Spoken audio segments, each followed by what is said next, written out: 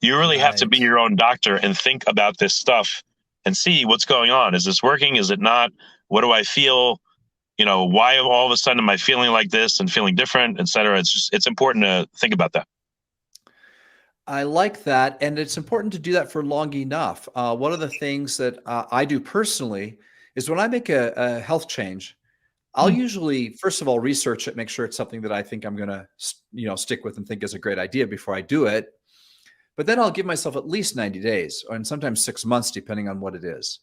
And I find that a lot of people don't do that. As a matter of fact, I'm always like with our own back to reviews of Dirobi products, right? It's always Mm. disappointing to me when someone leaves a review after a week. Right. And frankly, whether it's positive or negative, I mean, obviously, as a business owner, I'm excited for all positive reviews. I'm grateful, but the reviews that happen over time are more meaningful. Um, I imagine from some of the and in science, of course, you've interviewed a lot of scientists.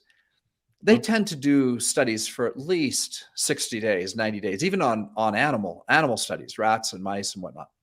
Right. What's your take on that? Do you feel like too many people are doing their experimentation, not giving themselves enough time? And if so, how much time do you think you give yourself on a personal health experiment?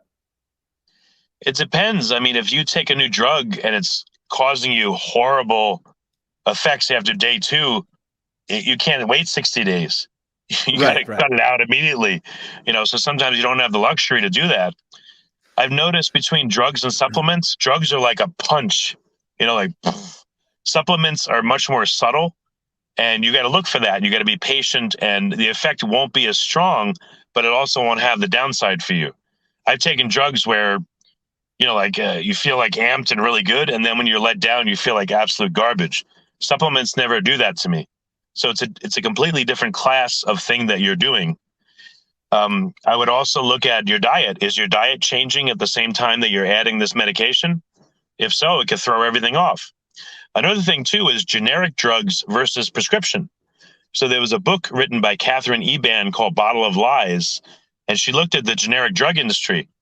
So some of these drugs, let's say you get them from Costco, and nothing wrong with Costco, but Costco may buy XYZ pill from China this month, and next month they get a 2-cent discount and they buy it from India.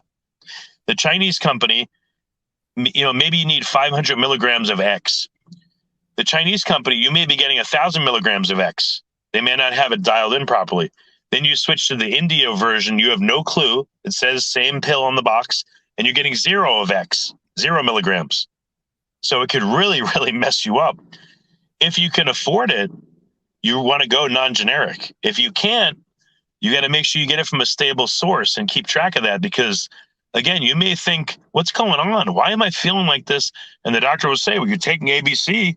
That hasn't changed, so it can't be that, but it has. Hmm. You don't realize Ah, that.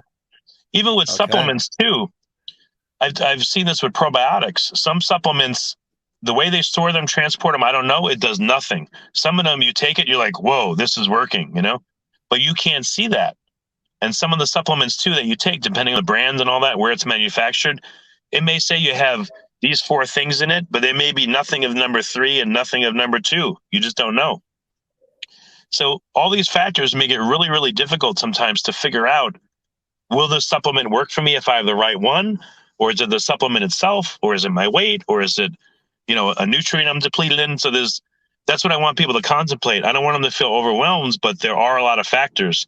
If something's not working, don't just say, I give up.